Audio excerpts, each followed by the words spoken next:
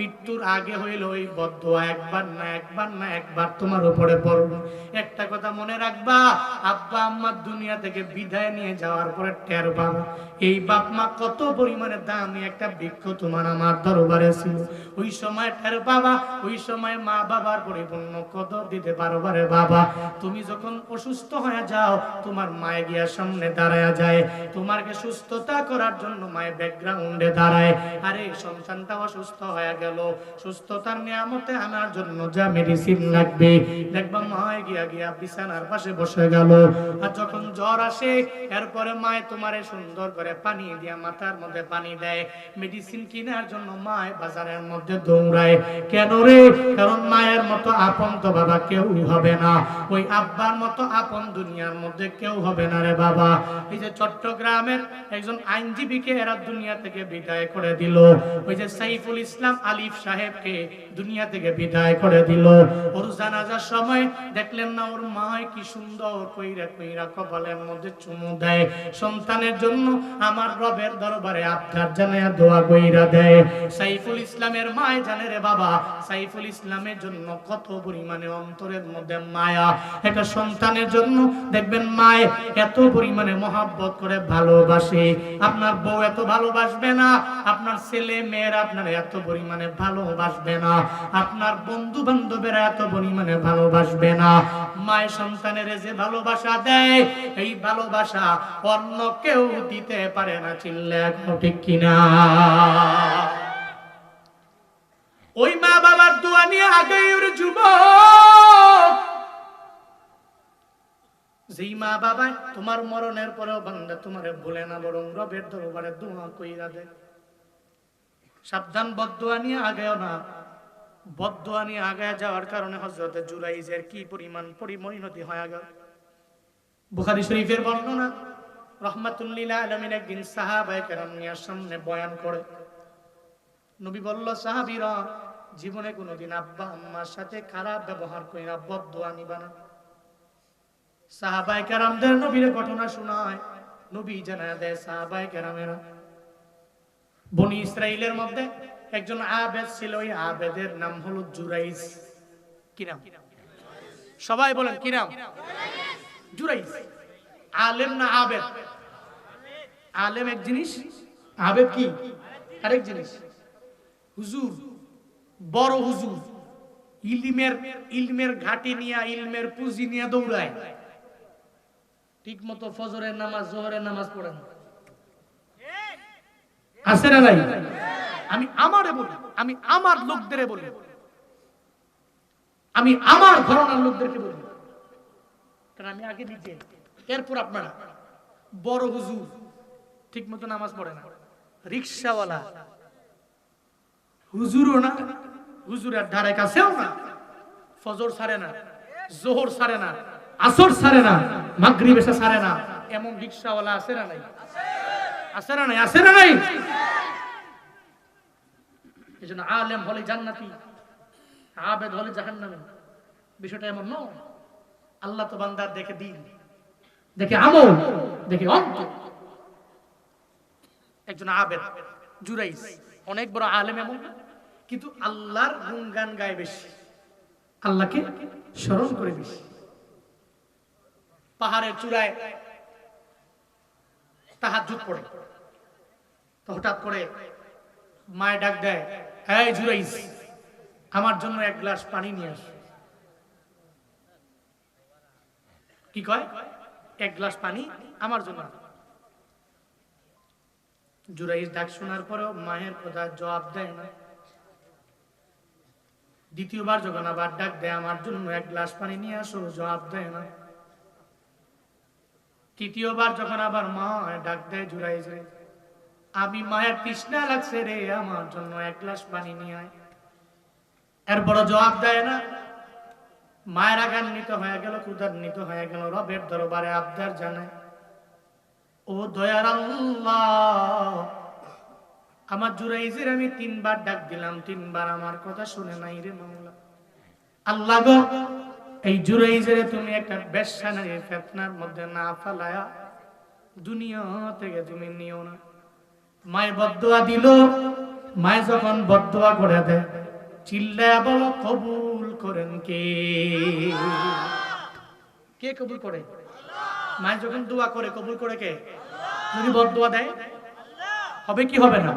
দোয়াও কবুল, বদদোয়া। দোয়া যেরকম দ্রুত কবুল হয়, বদদোয়া ঠিক তো দ্রুতই কবুল হয়। মায় বদদোয়া করলো, জুরাইজ আমারে গুরুত্ব দেয় নাই, তার 3 বার ডাকলাম, এক গ্লাস পানির জন্য সে এক গ্লাস পানি আমার আইনা দেয় নাই। রাগ হইয়া গুসা হইয়া বদ্ধ করে দিছে। কয়েকদিন পরে জুরাইজ যখন ওই জায়গার মধ্যে বসে, এলাকার একটা বেশ্যা নারী আছে, ওই বেশ্যা নারী দরওয়াজার মধ্যে গিয়া করা আনারে, এই জুরাইজ দরওয়াজা ওপেন করে দাও। জুরাইজ দরওয়াজা ওপেন করে দেখে বেশ্যা নারী সামনে দাঁড়ানো। এই মহিলা তুমি কেন আসলা?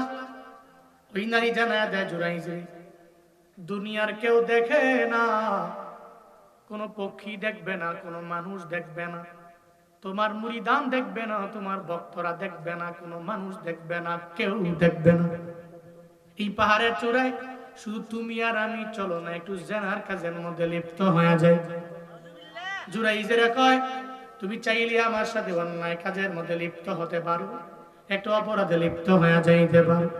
জুরাইজ জানায় দেয়, এই বেশ্যা নারী, না না, এই জায়গায় আমি পাহাড়ের মধ্যে আছি, কোনো পক্ষী দেখবে না, কোনো মানুষ দেখবে না, কোনো পিপিলিকা দেখবে না, কোনো প্রাণী দেখবে না, কেউ যেখানে নয় ওই জায়গায় একজন আছে, চিল্লা বলো তার নাম। আহুয়া মাআকুম আইনামা কুনতুম, বান্দা তুমি যেখানে যাও ওই জায়গায় আল্লাহ। এই চিন্তা নিয়ে জুরাইজ সঙ্গে সঙ্গে জানায় দেয়, না না, আমি তোমার সাথে কোনো অন্যায় কাজের মধ্যে লিপ্ত হতে পারি না, আমি তোমার সাথে জেনার কাজের মধ্যে লিপ্ত হতে পারি না। এই বেশ্যা মহিলা, তুমি এখান থেকে চইলা যাও। ও যুবকেরা, দরওয়াজা বন্ধ করে দিয়া তোমার মোবাইলের মধ্যে রাত 12টার পরে কি অন্যায় করো, রাত 1টার পরে কি অন্যায় করো, বাবা জানে না, তোমার মা জানে না, তোমার কেউ জানে না, বন্ধু বান্ধবেরা জানে না। ও বান্দারে, কেউ জানে না, কেউ দেখে না, একজন তো দেখে, চিল্লায়া বলো তার নাম। কে দেখে? আল্লাহ দেখে। এই জন্য আল্লাহ দেখেই চিন্তা নিয়ে বান্দা আগায় যাও। জুরাইজ মনে মনে ভাবে, দুনিয়ার কেউ দেখবে না, আল্লাহ তো দেখবে, কোন জেনার কাজের মধ্যে লিপ্ত হতে পারি না, যাও পাহাড় থেকে নেমে যাও। ধমক দিয়ে দাঁড়াই দিস। কি করছে? ধমক দিস। বেশ্যা নারী কয়, রং নাম্বার ডায়াল করলাম। কি নাম্বারে? এই কথা বলে, কি নাম্বার? রং নাম্বার ডায়াল করলাম। মাঝে মাঝে এখন তো প্রেম হয় মেসেঞ্জারে, ঠিক কিনা? এখন প্রেম হয় হোয়াটসঅ্যাপে, ইমুতে। হঠাৎ করে দেখছে সামনে একটা আইডিয়া আসছে, মেঘ বালিকা ছবি একটা দিয়ে রাখছে, কোত্থেকে জানি কোনো এক নায়িকা, তো রিকোয়েস্ট পাঠাইছে, অ্যাকসেপ্ট করছে। ওরে সুবহানাল্লাহ, অ্যাকসেপ্ট করছে। আরে সুবহানাল্লাহ, একটা মেয়ে পাইলাম। মেসেঞ্জারে সালাম দেয়, হাই হ্যালো কেমন আছো, ওদিক থেকে সুন্দর জবাব আসে। হে তো মনে মনে কয়, কপাল খুইলা গেল রে, নিজের হিরোর মতো লাগে না। আমার সাথে একটা মেয়ে কথা বলে মেসেঞ্জারে, আবার চুল টুল বড় করে কাটিং কুটিং দিয়ে ভাব সাজে অন্যরকম, মোটামুটি প্রেম জমায়। হঠাৎ করে একটু পরে আবার কয় যে 1-1.5 ঘন্টা কথা বলার পরে কই মেসেঞ্জারে এই মেসেজ করে কথা বলতে তো বিরক্ত লাগে, একটু ফোন দিতে পারি। তো অডিও করে কথা বললে কয় লগে আব্বা মাস, ভিডিও করে কথা বললেও কয় আব্বা মাস। কল ছাড়া যা অসুবিধা নাই, মেসেঞ্জারে যা করতে পারো চ্যাট করো। 2 বছর প্রেম করছে, খোঁজ খবর নাই, মনে করছে মনে কোনো মাইয়ার সাথে প্রেম করতেছে, দুনিয়ার যত পেটের ভিতরে কথা আছে সব বলে ফেলছে। একটা পর্যায়ে 2 বছর পরে দেখে এক বন্ধুর মেসেঞ্জার ঘাইটা ওই বন্ধু ওই মেঘ বালিকার সাথেই কথা বলে। আছে না নাই? আমারে মনে করেন আমি বুড়া হুজুর, আমি এই জগতের হুজুর, ঠিক কিনা? আমি বুড়া টুরা হই না, আমি জানি, আমি বুঝি। পরে 2 বছর পরে কয়, কিরে বন্ধু তুমি এলো কথা কও। কথা কই, হে তো আমার পাশের বন্ধু। কারে কও কি 2 বছর যে প্রেম করলাম কার সাথে করলাম, তাহলে রং প্রোফাইলে নক করলাম। এরকম রং নাম্বার ডায়াল করে অন্যায় করা যায় না সব জায়গায়। যদি মেয়েটা ভালো হয়, তুমি যদি যায় বলো তুমি প্রেম করবা, সে বলে ইন্নী আখাফুল্লাহ, আমি তো আল্লাহকে ভয় করি, তোমার মতো যুবক ছেলে আমার সাথে অন্যায় কোন প্রেমে জড়াবা জীবনেও সম্ভব না। যদি তোমাকে ধমক দিয়ে তাড়িয়ে দেয়, তখন তুমি বলবা যে দূর রং জায়গায় ডায়াল করলাম। লোকটা যদি ভালো হয়, তুমি যদি বলো অ্যাকসেপ্ট করবে না, কিন্তু যদি খারাপ হয়, যদি সাত ঘাটের পানি খাওয়াই না থাকে, তাইলে দেখবা তুমি কোয়ার পরে কবে যে হ্যাঁ অ্যাকসেপ্ট, ঠিক কি না? টিপস শিখিয়ে দিলেন। আল্লাহ আমাদের প্রত্যেককে সঠিক বুঝ দান করেন। আল্লাহ যুবক ভাইদেরকে দ্বীনের জন্য কবুল করেন। আল্লাহ সঠিক পথে পরিচালিত করেন। সকলেই পড়ি আমিন। মহিলা কয় জোর মনে করছি তার কাছে আসার পরে মনে হয় কোনো অন্যায় করা যাবে, কোনো অপরাধ করা যাবে, জানা করা যাবে, কিন্তু সে আমরা ভাগায় দিল। পাহাড় থেকে নামলো, নামার পরে গিয়া দেখে এটা রাখাল শুয়ে রয়েছে। রাখালের কাম কি? রাখালের কাম হলো রাখালগিরি করা। এই তো রাখাল সারাদিন লাগায় যখন মেষ চড়াইল, একটা পর্যায়ে যায় রাখাল যখন ঘুমায় রইল, টাকার যায় নখ দেয়, এই রাখাল তুমি আমার সাথে অন্যায় কাজের মধ্যে লিপ্ত হয়ে যাবা কিনা? রাখালে কয় এলাকার মধ্যে ঘুইরা কোনো মাইয়া পাই না, মহিলা পাই না, আমারে বুঝি একটা মহিলা কয় তার সঙ্গে জেনা করবো কিনা, অ্যাকসেপ্ট করে নিলাম। রাখালের সাথে জেনা করলো, একটা পর্যায়ে যাইয়া ওই তার পেটের মধ্যে একটা বাচ্চা পর্যন্ত চলে আসলো। এবার ওই মহিলাটা 5-6 মাস যাওয়ার পরে যখন গর্ভবতী একটা ভাব, পেটের মধ্যে বাচ্চা আছে, এলাকার বিভিন্ন জায়গায় যায়, এলাকায় বিভিন্ন জায়গায় ঘুরে বেড়ায়। এবার ওই মহিলাকে দেখার পর এলাকার মানুষেরা বলে, এই বেশ্যা নারী, তোমার পেটের মধ্যে বাচ্চা দিল কেডা? তোমার জামাইকে, তোমার জামাইয়ের ব্যাপারে, স্বামীর ব্যাপারে সন্ধান দাও। ওই বেশ্যা নারী বলে, ওই যে পাহাড়ের চূড়ায় দাঁড়ায়া দাঁড়ায়া ইল্লাল্লাহর জিকির করে আর নিজের পীর ঘোষণা করে, ওই জুরাইজ হলো আমার স্বামী, আমার পেটের বাচ্চার বাবা হলো জুরাইজ। এদের তো মাথা বড় গরম হয়ে গেল। সারা দিন লাগাইয়া যে মানুষকে ভালো কথা বলে, ভালো কাজের উপদেশ দেয়, ও বুঝি পাহাড়ের চূড়ায় বৈশা বৈশা এই অন্যায় বুঝি করে, এই অপরাধের সাথে নাকি নিযুক্ত হয়ে গেল। এলাকার মানুষের মাথা গরম হয়ে যায়। সব এলাকার লোকেরা দৌড়াইয়া পাহাড়ের চূড়ার মধ্যে যায়, জুরাইজরে মারে, কোনো কথা বলে না। একটা পর্যায়ে জুরাইজরে ধইরা পাহাড় থেকে নিচে নামায়া দেয়। মারতে মারতে মারতে মারতে যখন নিচে নেমে আনলো, জুরাইজ জানায়া দেয়, কেন মারো রে? মারার ব্যাপারে কারণ কি আমারে জানায়া দাও। এলাকার লোকেরা বলে, চুরি চুরি সিনা চুরি, একবারে তুমি অন্যায় করলা, আবার বললো কেন মারি? তুমি উপর দিয়ে বুঝি ফিটফাট, ভিতরে ভিতরে সদরঘাট, তোমার উপর দিয়া ভালো, তোমার ভেতর দিয়া ভালা না। তুমি উপর দিয়া মনে করো তুমি একজন উলিয়ে কামেল, কিন্তু ভিতরে ভিতরে মহিলা মানুষ নিয়ে ওখানে অন্যায় করো, জেনার কাজের মধ্যে লিপ্ত হয়ে যাও। জুরাইজ কয়, না না, আমি ওই মহিলার সাথে কোনো জেনার কাজের মধ্যে লিপ্ত হই নাই। মহিলা গিয়েছে, কিন্তু মহিলার সাথে কোনো অন্যায় আমি করলাম না। কিন্তু এলাকার লোকেরা মানে না, জুরাইজের বারবার বারবার মারে। জুরাইজ কয়, আমারে কেন মারো? আমি তো করলাম না। কয় মিথ্যা কথা বলবা না? কয় মিথ্যা বলি না। কয় মিথ্যা যদি না বলো তাইলে প্রমাণ দাও, এই যে পেটের বাচ্চাটা তোমার সন্তান নাই, ব্যাপারে প্রমাণ দিয়া দাও। জুরাইজ দাঁড়াইয়া আমার রবের দরবারে আবদার জানায়, ও দয়ার মালিক আমার আল্লাহ, আমি জানি তুমিও জানো এই মহিলার পেটের বাচ্চা আমি জুরাইজের না। ও আল্লাহ, তুমি জানো আমি জুরাইজের বাচ্চা তার পেটের মধ্যে নাই। তবে আল্লাহ গো, এটা প্রমাণ আমি কেমনে দিব আমার জানা নাই। এতটুকু আমার জানা আছে, ওই বাচ্চার জবানটা যদি তুমি খুইলা দাও আল্লাহ গো, তাইলে ওই বাচ্চা তার জবান দিয়া বলে দিবি আমি তার রিয়েল বাবা নাকি আর একজন তার রিয়েল বাবা। আল্লাহর দরবারে আবদার জানায়, ও আল্লাহ, আমার কোনো পুঁজি এই দুনিয়ার মধ্যে নাই, আমি তোমার দরবারে দুনিয়া বিলাইনে কোনো কিছু তোমার দরবারে চাই নাই। জুরাই যখন রবের দরবারে বারবার আবদার জানায়, আল্লাহ কবুল করে নেয়। আল্লাহ তো তার বান্দারে ওই জায়গার মধ্যে অপমানিত করবে না। ওই যে মায়ের বদদোয়া, ওই বদদোয়াটা একটু পরিচালিত করার জন্য আমার মাওলা একটু তার কুদরতটারে আমার মাওলা খাটাইলেন। আল্লাহ কবুল করে নিলেন। জুরাইজের দোয়া কবুল হয়ে গেল। জুরাইজ কয়ে দাঁড়াও, আমারে মাইরো না। এই মহিলা তুমি আমার সামনে দাঁড়াও।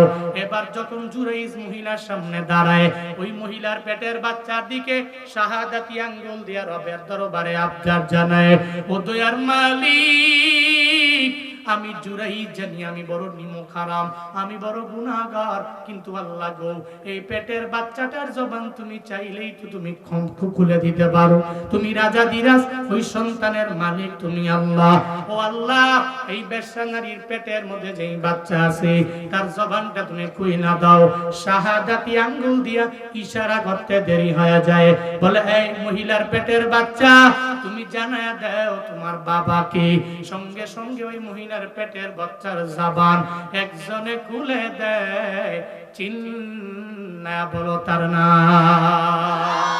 কাদের কুদরতদারি বর কামাল, আনতা রব্বি আনতা হাসবি যুল জালাল। তুহি কাদের জলিলুল্লাহ জাহাদ বহরহাল, তুহি মেরা নেগাহদার। জবান খুলে গেল। কাই তুমি বলো তোমার বাবাকে। জবান আল্লাহ পাক খুলে দিলেন। বেশ্যা নারীর পেটের বাচ্চায় কয়, এই এলাকার লোকেরা, এই যে জুরাইজ, উনি আমার রিয়েল ফাদার নয়। তোমাদের পাশে দাঁড়িয়ে আছে যে রাখাল, ওই রাখালই হচ্ছে আমার রিয়েল বাবা। সুবহানাল্লাহ জোরে পড়বেন না? আরো জোরে চিল্লায়া পড়বেন না? কি বুঝাতে চাইলাম? নবী বলছেন, এই সাহাবীরা, জীবনে কোনদিন আব্বা আম্মার থেকে বদদুয়া নিয়ে চলবে না। যারা দুনিয়াতে আব্বা আম্মার থেকে বদদুয়া নিয়ে আগায়, এরা তো কামিয়াব হতে পারে না। মৃত্যুর আগে হইলেও আল্লাহ পাক জীবনে একবার হইলেও ওই বদদুয়া তোমার উপরে তো বর্তাবেই।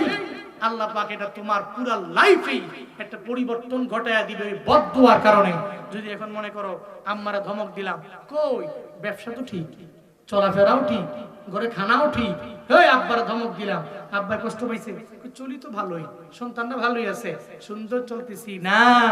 মৃত্যুর আগে হইলেও একবার এটা কার্যকর হবে। এই যুবকেরা, আজকে থেকে নিয়ত করো, তোমার আব্বাই তো খ্রিস্টান না, তোমার মা তো মুশরিক না, হিন্দু না, বৌদ্ধ না। তুমি নিয়ত করো, জীবনে মৃত্যুর আগে একবার হইলেও আমি আব্বা আম্মার সাথে কোনো অন্যায় আচরণ করব না, এদের ধমক দিব না। কারা কারা পারবা দুটা হাত তুলে আল্লাহকে দেখায় দাও।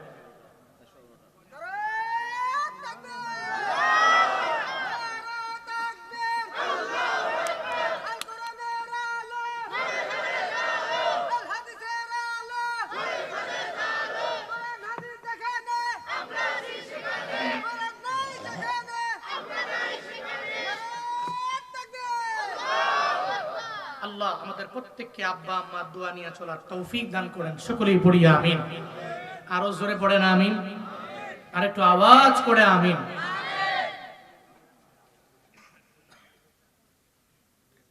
আবু উবাইদা ইবনে জাররাহ চিন্তা করে আল্লাহ পাক বলছেন, কাফের, খ্রিস্টান, মুশরিক যদি তোমার আব্বা হয়, ওয়ালা তুতিহুমা, এদেরকে আনুগত্য করো না, তবে এদের সাথে কওলে মারুফ যেগুলো আছে, ভালো কথা আছে, এগুলো বলো। চিন্তা করে যারা আমার বাবা বদরের প্রান্তরে আসলো, আমি তার সাথে কেন যুদ্ধ করি? নিয়ত করছে আজকে আব্বার সামনে যুদ্ধের ময়দানে কোনোভাবেই পড়বো না। সুবহানাল্লাহ পড়বেন না? তোমিয়া নিয়ত তো আমরা করতে পারি, এই নিয়ত পূরণ করতে পারে কে? আরো জোরে বলেন না কে? নিয়ত করি তো আমরা। নিয়ত করলাম যে ঢাকায় যাবো, নিয়ত করলাম, কিন্তু পূর্ণ করবে কে? নিয়ত করলাম সিরাজগঞ্জ শহরে যাবো, নিয়ত করলাম বাইক দিয়ে রওনা হব, কিন্তু ওই গন্তব্যস্থান পর্যন্ত এই নিয়ত পূরণ করবে কে? আমরা পারি না। আবু উবাইদা ইবনে জাররাহ নিয়ত করে নেয়, জাররার সামনে আমি পড়বো না। আল্লাহ কয়, আবু উবাইদা, না না, তোমার বাবার সামনে তো আমি আল্লাহ তোমারে ফালা দিই।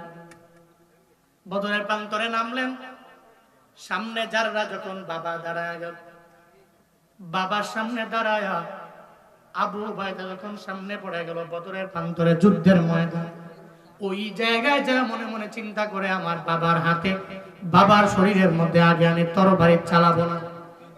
কিন্তু যারা রাত মুশরিক, উনি শিরকের গুনাহের মধ্যে বারবার লিপ্ত হয়ে যায়। মনে রাখবারে বাবা, মুসলমানদের দিলের মধ্যে যে পরিমাণে মায়া আছে, কোন হিন্দুর দিলে এত মায়া নাই। যদি মায়া থাকতো তাহলে এদের মন্দির তো আমরাই পাহারা দিলাম, এদের গির্জাগুলো আমরাই তো পাহারা দিলাম, এদের মন্দিরগুলো পাহারা দিতে গিয়ে রাত আমরা ঘুমাইলাম না। স্বৈরাচার বিদায় নেওয়ার পর মাদ্রাসার হুজুররা গিয়া জামাতে ইসলামের কর্মীরা, শিবিরের কর্মীরা, ইসলামী আন্দোলনের কর্মীরা, এদেশের ওলামায়ে কেরামেরা মন্দির পাহারা দেওয়ার জন্য এদের মন্দিরের পাশে গিয়া দাঁড়ায় গেল। কিন্তু কপাল বুঝিয়ে তো খারাপ, এদের একটা দল আছে ইসকন, আর ইসকনেরা আমগরে মনে করে আমরা এদের দুশমন, আমরা এদের মন্দির পাহারা দেই।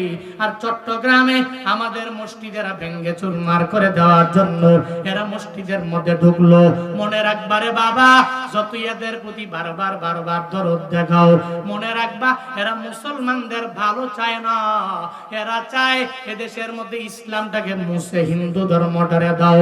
মনে রাখবা তোমরা যতদিন আসো তোমাদের আমরা সাপোর্ট দিয়া দিব, কিন্তু যদি গাজওয়ায়ে হিন্দ আমাদের দরবারে আসে কাফনের কাপড় মাথার মধ্যে নিয়া আমরাও মাঠে নাইমা কাফেরদের বিরুদ্ধে যুদ্ধ করতে তৈয়ার আছি, ঠিক কিনা? কারা কারা তৈয়ার আছো? তুমি হাত তুলে আল্লাহকে দেখায়া দাও। লিল্লাহি তাকবীর।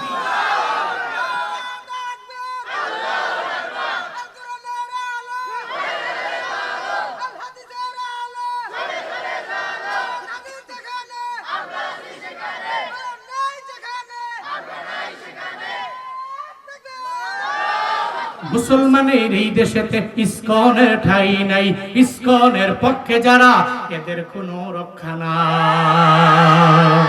মুসলমানের এই দেশেতে ইসকনের ঠাই নাই, ইসকনের পক্ষে যারা এদের কোনো রক্ষা নাই। এই দেশেতে থাকতে হলে কোরআন মানতে হবে, কোরআন না মানবে যারা বিতাড়িত হবে। দুর্গদমে সামনে চলো, বজ্রকণ্ঠে আওয়াজ তুলো, সবাই মিলে একই তালে দাও না স্লোগান, লিল্লাহে তাকবীর, নারায়ে তাকবীর, দিন ইসলাম, দিন ইসলাম, জিন্দাবাদ জিন্দাবাদ। ইসলামেরই জন্য দেশের হয়েছে জন্ম, ইসলামের বিরুদ্ধে গেলে দেশ হবে ভিন্ন। ঠিকের আওয়াজ নাই, বলে গেছো তোমরা? ইসলামেরই জন্য দেশের হয়েছে জন্ম, ইসলামের বিরুদ্ধে গেলে দেশ হবে ভিন্ন। ইসলামের বিরুদ্ধে যারা নিয়েছে অবস্থান, এই বাংলায় ঠাই হবে না, যাও হিন্দুস্তান। দুর্গদমে সামনে চলো, বজ্রকণ্ঠে আওয়াজ তুলো, সবাই মিলে একই তালে দাও না স্লোগান, লিল্লাহে তাকবীর, নারায়ে তাকবীর, দিন ইসলাম, দিন ইসলাম, জিন্দাবাদ জিন্দাবাদ। আল কোরআনের আলো সংসদে জালো, আল হাদিসের আলো সংসদে জালো, লিল্লাহে তাকবীর। হিন্দুরা দেখবেন এদের অন্তরে মায়া নাই, এদের প্রতি আমরা মায়া করি, এরা মায়া করে না। আরে কাদের মন্দির পাহারা দিলাম রে, তুমি করে একটা হিন্দু এসে বলু এদেশে হিন্দুরা সংখ্যালঘু, ঠিক কিনা? মুসলমানরা এত পরিমাণে বেশি, যেখানে 95% মুসলমান শুধু। এরপরেও কোনো হিন্দু সামনে দাঁড়ায় বলুক আমি হিন্দু হওয়ার কারণে বাজারে যাওয়ার পরে এরা মারছে, এরা আঘাত করছে, এরা জুলুম করছে, এরা নির্যাতন করছে, জীবনেও কোনোদিন কোনো হিন্দু এটা বলতে পারবে না বাংলাদেশে। কিন্তু ভারতে কয়েকদিন পরে পরে এরা মসজিদ ভেঙে ওই জায়গায় মন্দির নির্মাণ করে, আবার এরাই আমাদেরকে মানবতার গান শোনায়। এদের মতো অমানবিক এবং সাম্প্রদায়িক বিশ্বে কোনো রাষ্ট্র নাই, চিল্লা এখন ঠিক কিনা? এরা আবার আম করে শোনায় এরা মানবিক না, অথচ আমাদের মতো মানবিক কোথায়?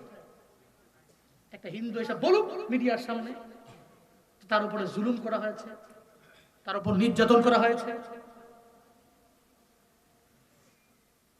আবু উবায়দা ইবনুল জাররাহ, আবু উবায়দা কয় মনে তো মায়া, কারণ ইসলাম আছে তো, সুবহানাল্লাহ পড়বেন না? আরে বাবা, ঈমানটা নিয়ে যারা অগ্রগামী হয় এদের দিলটা তো বড়, এদের মনটা তো বড়। কয় বাবার সামনে তরবারি আমি চালাবো না, কিন্তু বাবা তো মুশরিক, বাবার দিলে সন্তানের প্রতি বিন্দু মাত্র পরিমাণ মায়া নাই, সঙ্গে সঙ্গে তরবারি ধরছে, তোকে মেরে ফেলবে। এবার আবু উবায়দা কয় আর আমার বাবার কথা শোনা যাবে? এখন বড়কে বাবা না আল্লাহ? ওই পর্যায়ে মা না আল্লাহ? ওই পর্যায়ে ভাই না আল্লাহ? বলেন না কে? ওই পর্যায়ে নিজের ছেলে না আল্লাহ? ওই পর্যায়ে নিজের চাচা না আল্লাহ? ওই পর্যায়ে নিজের জেঠা না আল্লাহ? কে?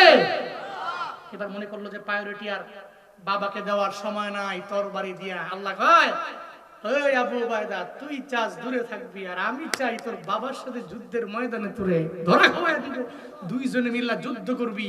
আল্লাহ কয় আমি তার প্রতি এত রাজি হয়েছি যে সে যখন তরবারি নিয়ে বাবার সাথে যুদ্ধ করার জন্য তরবারি চালাইলো, যাররা দুনিয়া থেকে বিদায় নিয়ে জাহান্নামী হলো, আবু উবায়দা বিজয় হয়ে গেল। এই বিজয় দান করেছেন কে? আল্লাহ। আল্লাহ রাজি হয়ে নবীকে জানাইছেন, আয় নবী, ওয়ালা তাজিদু কওমান ইউমিনুনা বিল্লাহ ওয়াল ইয়াউমিল আখির ইউওয়াদুনা মান হাদাল্লাহ ওয়া রাসূলা। আপনি পাবেন না ওয়ালা তাজিদ কওমান ইউমিনুন বিল্লাহ, আল্লাহর প্রতি ঈমান আননেওয়ালা সম্প্রদায়কে আপনি পাবেন না। ওয়াল ইয়াউমিল আখির, আখিরাতের দিনের প্রতি যারা ঈমান আনছে এদের আপনি পাবেন না। কোন জায়গায়, কোন অবস্থানে? ইউওয়াদুনা মান হাদাল্লাহ ওয়া রাসূলা, যুদ্ধের ময়দানে যাওয়ার পরে এরা, এদের সাথে এদের আব্বা আম্মা থাকবে, এদের ভাই থাকবে, এদের আশিরতাহুম আত্মীয় স্বজন থাকবে, থাকার পরেও এরা আল্লাহকে প্রায়োরিটি দিবে। আল্লাহর বিরুদ্ধে না যায়া, রাসূলের বিরুদ্ধে না যায়া, নিজের আব্বা আম্মা দাদা দাদি তাদের প্রত্যেকটা বংশধরের বিরুদ্ধে যাবে, কিন্তু আল্লাহ এবং রাসূলের বিরুদ্ধে যাবে না। এরপর আল্লাহ পাক বলছেন এটা কেন হয় জানেন? নবী আবু উবায়দার কেন হয়েছে জানেন?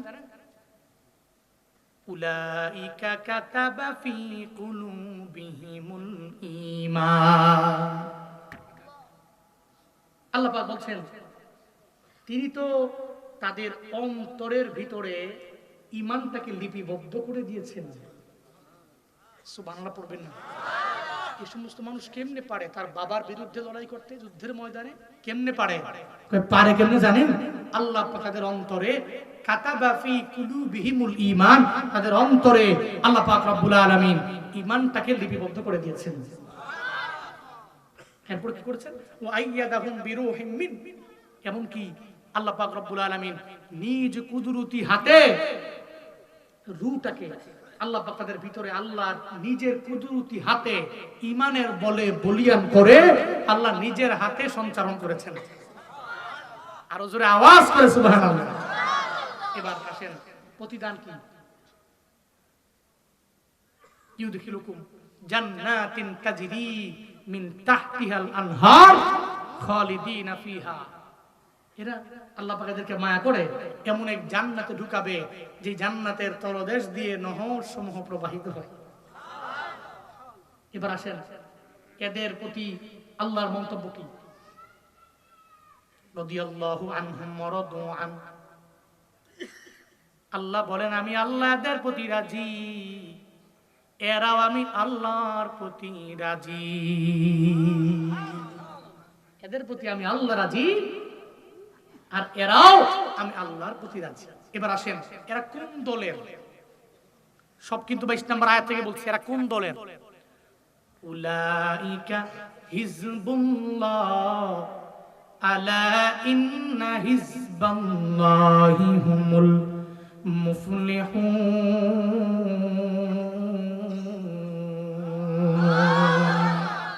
আল্লাহ পাক বলেন এরা হচ্ছে আল্লাহর দল, এরা আওয়ামী লীগ না, এরা বিএনপি না, এরা জাসদ বাসদ না, এরা কোন দল রে বাবা?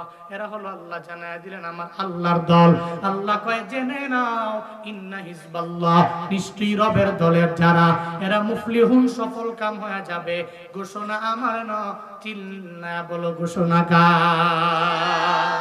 এজন্য দল কাটটা করব কাটটা কাটটা আল্লাহকে যে ব্যক্তি মানে, রাসূলকে যে ব্যক্তি অনুসরণ করে, এই সমস্ত উলুল আমরের দলের অন্তর্ভুক্ত হব এবং সবাইরে বলবো দুনিয়ার কোন ব্যক্তির দল আমি করি না, আমি তোমার আল্লাহর দল করি। আল্লাহ বলছেন যে আল্লাহর দলেরা বিজয়ী, আল্লাহর দলেরা সফল। আল্লাহ আমাদের সবাইকে রবের দলের মেম্বার হওয়ার তৌফিক দান করেন। আরো চিল্লায়া পড়েন আমিন, আর একটু আওয়াজ করে আমিন। আজকের এই মাহফিলে আসছেন, এই প্রোগ্রামটা ইবতেদায়ী মাদ্রাসার উন্নয়ন কল্পে আয়োজিত। কে আছেন হুজুর যুদ্ধের ময়দানে যেতে পারি নাই, তবে এই জগতে যুদ্ধ নাই, তবে হুজুর আমি এই মাদ্রাসায় একটু শরীক হলাম, অন্তত পক্ষে জান দিতে পারিনি, একটু মাল দিয়ে আমি শরীক হব। কেউ দোয়া টোয়া লাগতো না, বয়ান শেষ দাম দোয়া দিয়ে যায়। এখানে এমন কেউ আছেন হুজুর আমার দোয়া দরকার নাই? আছেন কেউ? কি গুনাহ নাই কেউ আছেন? গুনাহ কার কার আছে? কার কার গুনাহ আছে? গুনাহ আছে? আছে তো, গুনাহ আছে তো, নাই কার? একটু বসেন, দোয়া দিয়া এরপর আমরা যাব, বলি ইনশাআল্লাহ। এতগুলা মানুষ কার দোয়া আল্লাহ কবুল করে বলা যাবে? বলা যাবে? যাবে যাবে যাবে। এজন্য একটু দোয়া কইরা এরপরে যাব। কি আছে একটু অল্প টাইমে মাদ্রাসার জন্য হুজুর আমি প্রধান বক্তার হাতে দেওয়ার জন্য বসে আছি।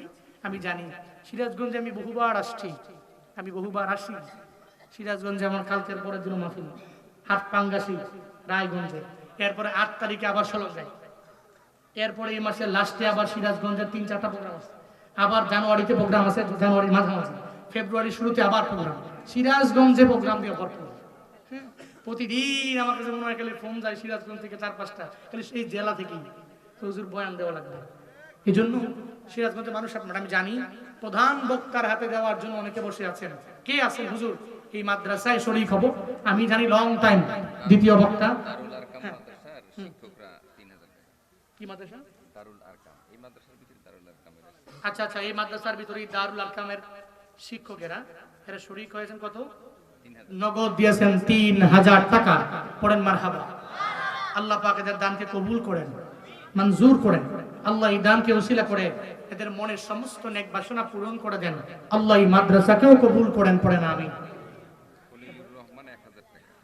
মোহাম্মদ খলিলুর রহমান 1000 টাকা আল্লাহ কবুল করেন। মোহাম্মদ জেল হক 3000 টাকা আল্লাহ কবুল করেন। এরপর কি আছেন? মৃত মরহুম মোহাম্মদ আলীর নামে দিয়েছেন 560 টাকা। আল্লাহ পাক কবুল করেন, সকলেই পড়ি আমিন। আল্লাহ এই দানকে ওসিলা করে মৃত মোহাম্মদ আলীর কবরকে জান্নাতের বাগান বানিয়ে দেন। মজনু মিয়া দিয়েছেন। হ্যাঁ আচ্ছা আচ্ছা বল, আপনি যেমনি কইছেন আপনারা না শোনা যাবই না। হ্যাঁ, মজনু মিয়া নগদ দিয়েছেন 600 টাকা। আল্লাহ পাক কবুল মঞ্জুর করেন। পড়েন আমিন। আলহাজ আমিরুল ইসলাম ভুইয়া নগদ দিয়েছেন 1, আল্লাহ কবুল করেন। আর কি আছেন? আর কি আছেন? সামন থেকে দেওয়ার মতো। এই কিও দেখছো নি কারবারটা? ধরেন ধরেন ধরেন, দুইরা জোর করে বল।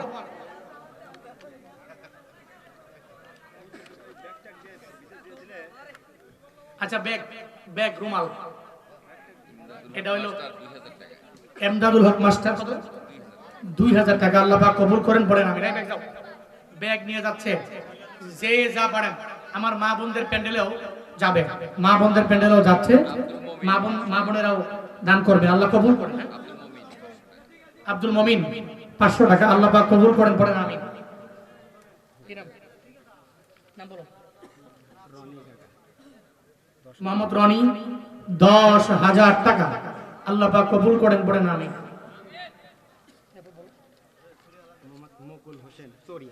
মোহাম্মদ মুকুল হোসেন চড়িয়া নগদ 2000। আল্লাহ কবুল করেন। পড়েন আমিন।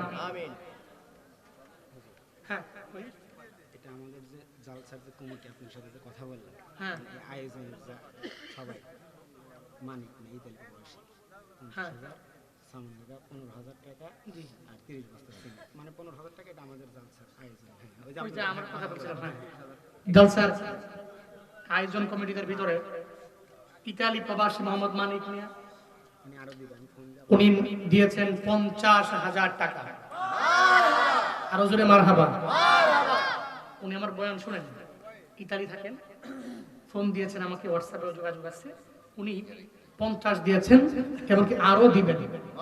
আল্লাহ পাক ভাইকে কবুল করেন, মঞ্জুর করেন। আল্লাহ ইতালিতে ভালো রাখেন, সিহতে আফিয়াতের সাথে রাখেন, সকলেই বলি আমিন। দ্বিতীয়ত মোহাম্মদ সামান সাহেব, মালয়েশিয়া প্রবাসী। আমারও কথা হয়েছে আসার সময়, ওই যে ওরা কথা বলতেছিল, আমি বলছি যে উনি বলছে 10 দিবে, আমি বলছি না তবে 15 দিবেন। উনি রাজি হয়েছে, উনি দিবেন 15,000 টাকা আর 30 বস্তা সিমেন্ট। আরো জোরে মারহাবা, আরো জোরে মাশাআল্লাহ। আল্লাহ পাক সামান সাহেবের দানকে কবুল করেন, মঞ্জুর করেন। আল্লাহ এই দানকে ওসিলা করে ওনার মনের সমস্ত নেক বাসনা পূরণ করে দেন। আর টোটাল জালসার আয়োজন কমিটি, না জালসার আয়োজন কমিটি টোটাল দিয়েছেন। খুশি হয়েছেন দুনিয়ার কোন নেতা নাকি আল্লাহ? আরো জোরে বলেন না কে? আল্লাহকে রাজি করার বড় প্রয়োজন। আল্লাহকে খুশি করলে ফায়দা বান্দার বেশি। নির্দিষ্ট কোন সময়ের জন্য ফায়দা হয়, বিষয়টা এমন নয়। আল্লাহকে রাজি করতে পারলে দুনিয়া এবং আখিরাত উভয় জগতেই কল্যাণকামী হওয়া যায়। এই জন্য তো আল্লাহ পাক বলছেন, চলার পথে তুই বন্ধু বানাও আমি আল্লাহরে। কাকে? আল্লাহকে। আল্লাহর পরে রাসূলকে। আল্লাহ এবং রাসূলের পরে আল্লাহ এবং রাসূলকে যারা মানে, এদের কমান্ড মেনে যারা চলে, এই সমস্ত উলুল আমর, এদেরকে তুই চলার পথে বন্ধু বানা। 1 নম্বরে আল্লাহকে, 2 নম্বর রাসূলকে। আল্লাহ এবং রাসূলের পরে এদেরকে যারা মানে, এদেরকে চলার পথে বন্ধু বানাইতে পারলে ফায়দা আছে না নাই? উপকার আছে না নাই? এই উনি উঠলো কেন? কই যান? মাফি শেষ।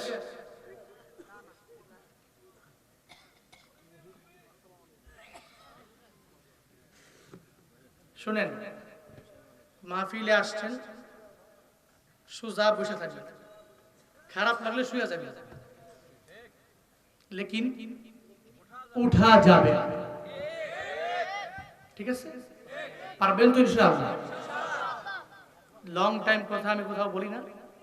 যতক্ষণ বলবো একটু ধৈর্য সহকারে বসবেন, শুনবেন, দোয়া দিয়া বাড়ি যাবেন। বলি ইনশাআল্লাহ। আল্লাহ তৌফিক দান করেন। ওই যে আমাদের কুমিল্লার একজন হুজুর আছে, মুস্তাক ফয়েজি হুজুর, নাম শুনছেন না আপনারা? মুরব্বী হুজুর, চিনেন তো? সোনামণি বুঝছে না? ঠিক কিনা? হুজুরের নাম জানে না, কিন্তু মুরব্বী হুজুর বলে চিনে, ঠিক কিনা? উনি বয়ানে বসলে বলে, আমার মাহফিলে আসা যাবে, বসা যাবে, বসা থেকে চাইলে শোয়া যাবে, মাগার এখান থেকে উঠা যাবে না। আমরা ওই চিন্তা নিয়ে বসি, ক্লান্ত হয়ে গেলে শুয়ে যাব, মাগার উঠা যাবে। পারবো তো ইনশাআল্লাহ? আল্লাহ পাক সবাইকে তৌফিক দান করেন, সকলেই পড়ি আমিন। আরো জোরে পড়েন আমিন। শুনেন, গত 2-1 দিন ধরেই আমার বুকে মনে হয় কফ জমে গেছে, ডিস্টার্বও করে বয়ানের সময়।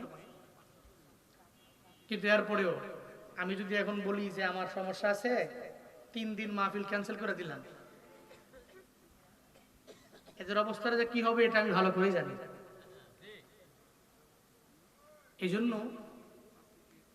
গত যত বছরগুলোতে প্রোগ্রাম রাখছি, কোনো প্রোগ্রাম রাইখা যাই নাই এমন কলঙ্কের কোনো দাগ নাই।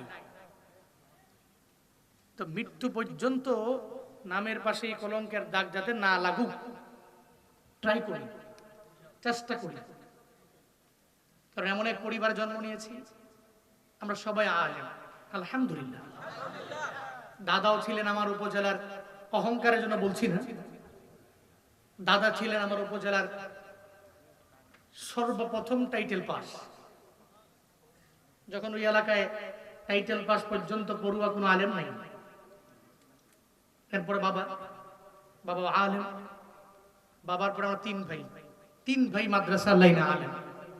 আলহামদুলিল্লাহ, আমরাও নিয়ত করছি আমাদের সন্তান ইন ফিউচারে যা আসবে সব ইলমুদ্দিনের লাইনের একজন আলেম বানাবো ইনশাআল্লাহ। এই জন্য বাবা আমাকে ওসিয়ত করেছেন, জীবনে কোনোদিন কোনো মানুষের সাথে ওয়াদা কইরা ওই প্রোগ্রাম মিস করো না। একটা প্রোগ্রাম সাজাতে অনেক কষ্ট, এটা আমি জানি, এই জন্য এটা আমি করিও না। অসুস্থ হয়ে গেলেও এমনও প্রোগ্রাম হয়েছে গলা ভাঙ্গে বৈশা গেছে, একদম কথাই বলতে পারছি না, এরপরে উপস্থিত হয়েছে। অন্তত পক্ষে এই মানুষগুলো যাতে বলতে পারে হুজুরের দাওয়াত দিছি আমরা, হুজুর আসছে। এই জন্য যতক্ষণ পারি যেভাবে পারি একটু বসবেন না চলে যাবেন, বসবেন না চলে যাবেন। আল্লাহ আখিরে মুনাজাত দিয়ে বাড়িতে যাওয়ার তৌফিক দান করেন। কারা কারা আমরা মুনাজাত দিয়ে বাড়ি যাব? মুনাজাত দিয়ে বাড়ি যাব, হাত নাড়ান। আর মুনাজাত না দিয়ে তো বাড়ি যাওয়ার কায়দাই নাই। উঠলেই তো কমুজে ধরে নেয়, বয়ান বন্ধ করে হের বিষয়ে বয়ান হবে 5 মিনিট। আল্লাহ তৌফিক দান করেন। জোরে পড়েন আমিন। ডাক করছেন আপনারা? কষ্ট পেয়েছেন নাকি? পড়েন সুবহানাল্লাহ, পড়েন আলহামদুলিল্লাহ, আর জোরে চিল্লা আল্লাহু আকবার। আমি খুতবাতে সূরাতুল মুজাদালার 22 নম্বর আয়াতে কারিমা তিলাওয়াত করেছি। কোন সূরা? সবাই বলতে হবে কোন সূরা? সূরাতুল মুজাদালা। মিম জিম আলিফ দাল লাম তা। হরফ কয়টা? 6টা। কয়টা? বলেন না কয়টা? যদি জবান দিয়ে খালি একবার বের করছেন, একবার বের করছেন, তো আল্লাহ পাক রব্বুল আলামিন আপনার আমল নামায় 60টা নেকি দিয়ে দিবেন। তাহলে বললো অসুবিধা কি? যেখানে নেকি, যেখানে লাভ, আমি তো এটা বেশি বেশি বলবো। সূরার নাম কি? মুজাদালা। কয় নাম্বার আয়াত? কয় নাম্বার? আল্লাহ পাক শুধুমাত্র একজন সাহাবীকে কেন্দ্র করে ইন ফিউচারে যত এই পৃথিবীতে ওই সাহাবীর অনুসরণকারী বান্দা আসবে এবং গত হয়েছে ওই সাহাবীর আগে, এই সমস্ত এই ক্যাটাগরির মানুষদের উদ্দেশ্য করে আল্লাহ পাক নবীর উপরে সূরাতুল মুজাদালার এই 22 নম্বর আয়াত নাযিল করেছে।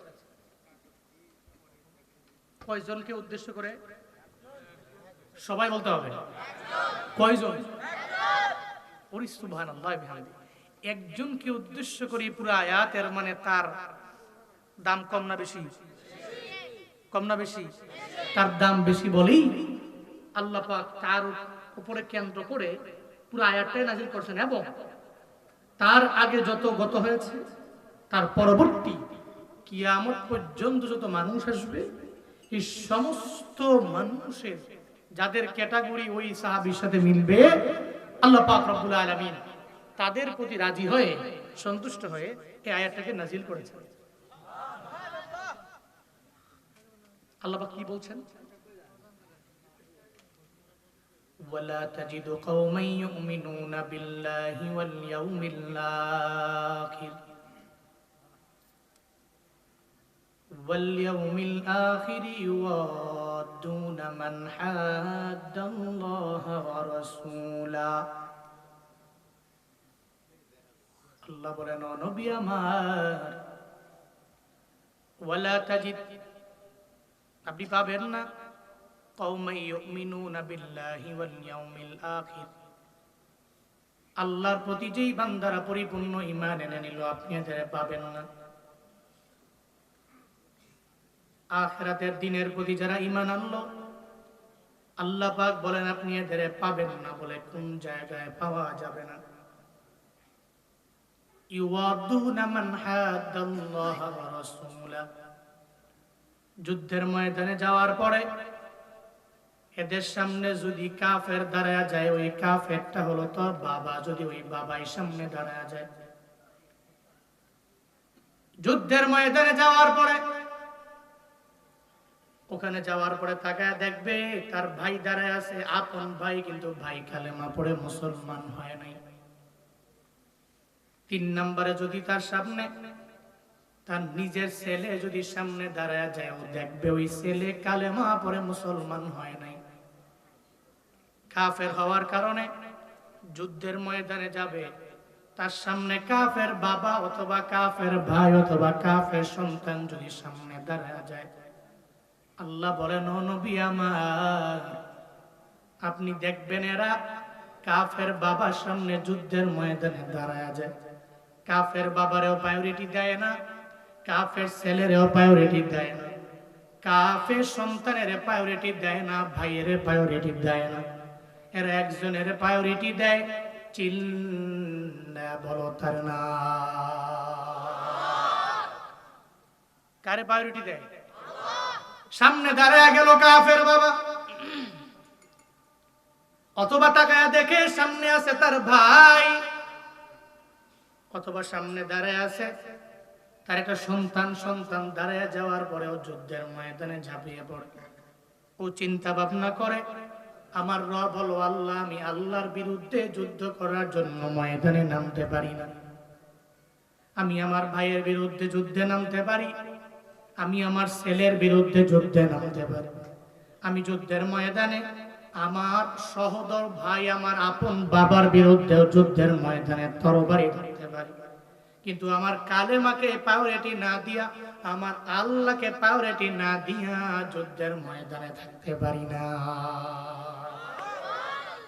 তাহলে প্রায়োরিটি দেয় কারে?